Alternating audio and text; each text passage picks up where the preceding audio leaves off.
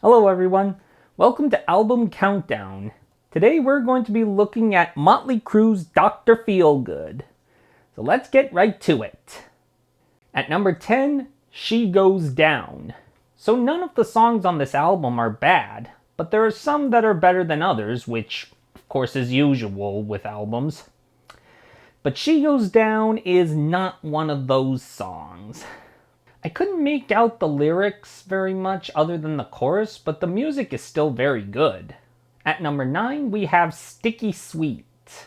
So my comments are pretty much the same as they were for She Goes Down. I'm ranking Sticky Sweet a little higher because I think Vince Neil's vocals are a little bit better here. And I didn't know this until I did some research, but apparently Steven Tyler of all people did backing vocals on this song, because Aerosmith and Motley Crue were both in Vancouver around the same time while they were recording Pump and Dr. Feelgood respectively.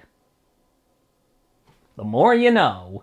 Could that have contributed to this song not being in last place? Possibly. At number 8 we have Don't Go Away Mad, Just Go Away. This may be one of their more popular songs, but I personally never really got into it. The narrative is really simple. A couple are breaking up, and the boy just wants the girl to go away instead of being angry about it. At number 7, we have Slice of Your Pie. Now this is a good headbanger that won't give you whiplash. The lyrics are about a boy who's admiring a girl and he clearly wants a piece of her. The riff is fun to listen to, and Vince Neil's vocals are on point. At number 6 is Time for Change. Now we're starting to get into the good stuff. The next 3 on this list are real hidden gems, and this is the first. This is easily the softest song on this album, and for good reason.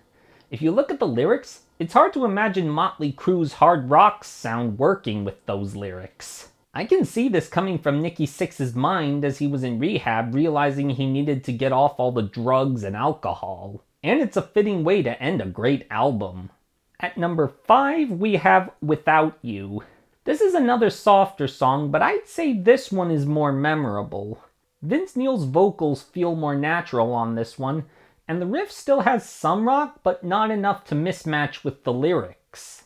And the chorus really helps make this one of the best rock ballads out there.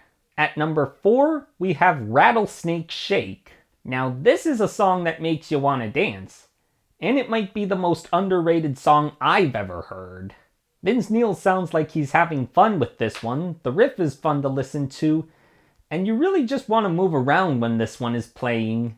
So now we reach the podium for this album.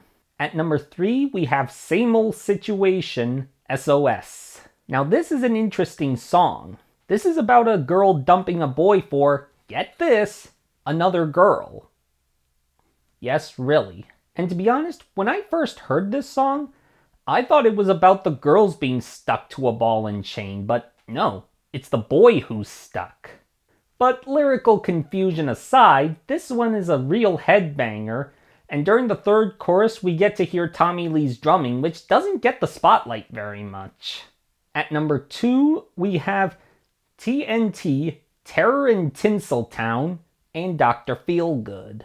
I decided to put these two together because TNT is less than a minute long and almost feels like an introduction to Dr. Feelgood.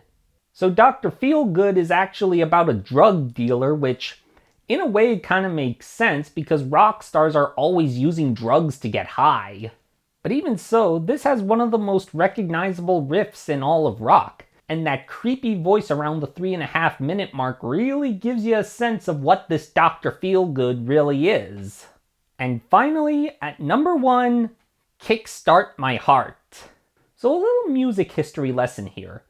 In 1987, Nikki Sixx overdosed on heroin and was actually clinically dead for a couple of minutes. But an ambulance worker revived him with 2 shots of adrenaline. This was the incident that led Doc McGee, Motley Crue's manager at the time, to cancel an upcoming tour and send the band into rehab. And it was also the main inspiration for this classic hit. So the song itself starts with a motorcycle sound, gets into an awesome riff, and then really becomes an adrenaline junkie song. And about 2 minutes and 40 seconds in, there's a reflection of where they started and what's happened over the years. Just an awesome song and possibly Motley Crue's best. And that's Dr. Feelgood. I hope you enjoyed the video. If you did, don't forget to like and subscribe, and if there's an album you want me to look at, let me know. And on the off chance that someone working for the Rock and Roll Hall of Fame is watching this video, put Motley Crue in. They deserve to be in, and you know it. Till next time, this is the Countdown DJ, signing off.